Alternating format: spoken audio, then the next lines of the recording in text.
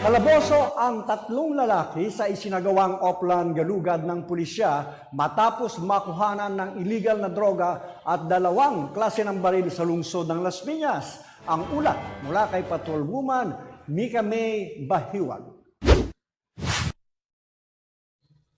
Nagpatupad ng Oplan Galugad ang mga tauhan ng Las Piñas City Police Station nitong May 7, 2024 sa Malunggay Street, Corner Hilahis, Barangay BF International CAA, Las Piñas City na nagresulta sa pagkakadiskubre ng mga kontrabando mula sa tatlong lalaki. Sa nasabing operasyon, nakumpiska ang dalawang heat-sealed transparent plastic sachets na naglalaman ng shabu na may timbang na 0.36 grams at may street value na 2,448 pesos, isang improvised shotgun o sumpak na may laman na bala, at isang 9mm Jennings pistol na may isang magazine na may laman na 4 na bala.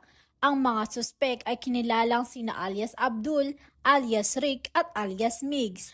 Ang tatlong suspek ay dinala sa kustodiya ng Las Piñas City Police Station at nahaharap sa reklamong paglabag sa Republic Act 9165 o Comprehensive Dangerous Drugs Act of 2002 at Republic Act 10591 o Comprehensive Firearms and Ammunition Regulation Act.